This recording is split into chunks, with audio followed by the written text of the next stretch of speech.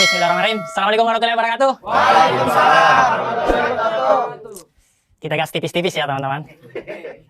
Saya Alwi, saya itu kuli bangunan teman-teman. Saya yang buang puntun rokok di kejaksaan.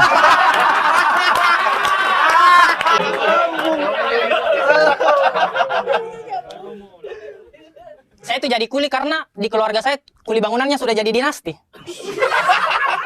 Iya, bapak saya mandor, om saya pengawas proyek. Karena keluarga saya banyak kuli, saya tuh sering diajarin begitu. Alwi, pokoknya bapak tidak mau kau jadi kuli. Pokoknya kau harus potong generasi kuli di keluarga kita. Bapak saya bilang begitu, saya di samping masang ubin. Tidak dipaksa sih, tapi dilatih.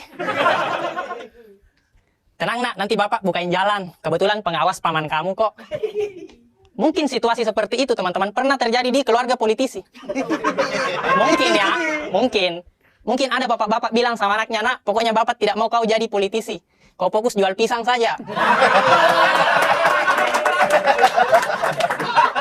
Pokoknya kau harus potong generasi politik di keluarga kita. Bapaknya bilang begitu, anaknya di samping jadi cawapres.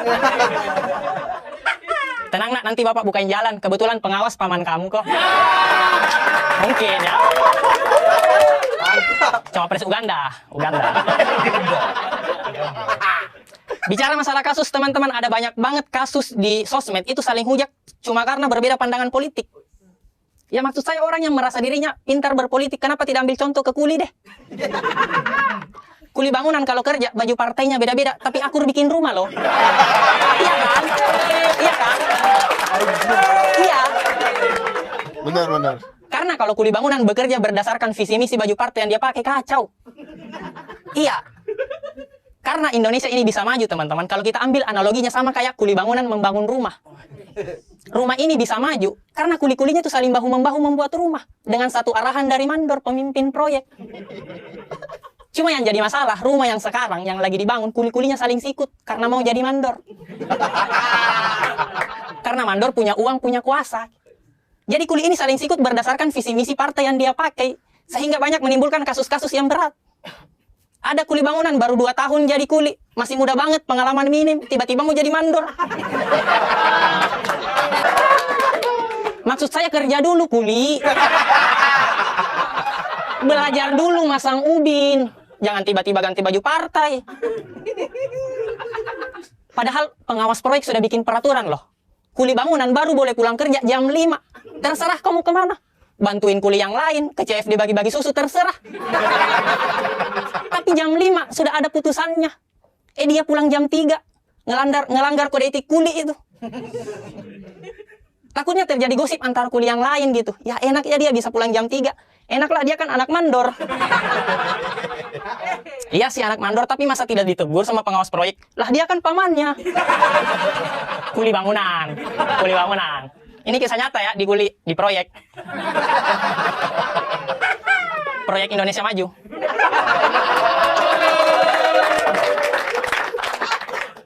Ada lagi kasus berikutnya. Kuli terlalu banyak gimmick. Rambutnya warna putih. Terlalu ngebet mau jadi mandor, tiba-tiba di proyek azan.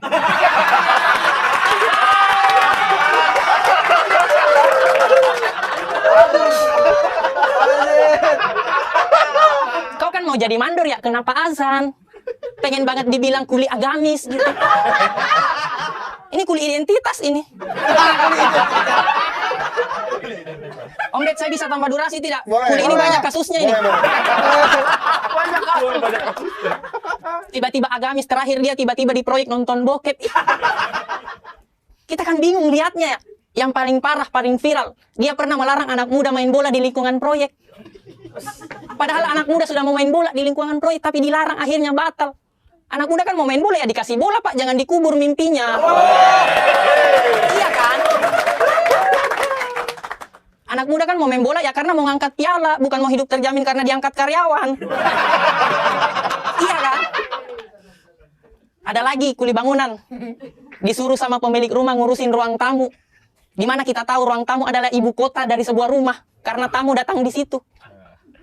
Tapi ruang tamunya masih banjir, banyak polusi.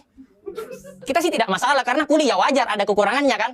Cuma yang jadi masalah di saat dia mau jadi mandor, dia tiba-tiba menjanjikan kemerdekaan bagi rumah yang lain. Kita tidak percaya. Iya. Ngurus ruang tamu saja belum beres, masih banyak program yang tidak jalan, tiba-tiba mau renov rumah yang lain. Kita kan ngelihatnya kayak, wah, dua kata lucu nih. Kuli pembual.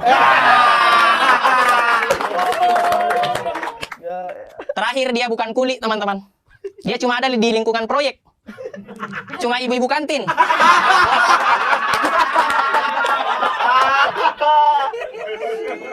Cuma ibu-ibu kantin yang jual keratindeng yang logonya banteng.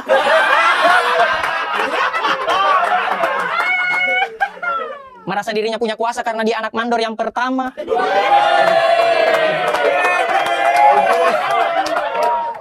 Kerjanya cuma ngecengin mandor yang sekarang. Ih, mandor yang sekarang kalau bukan kantin saya, kasihan deh.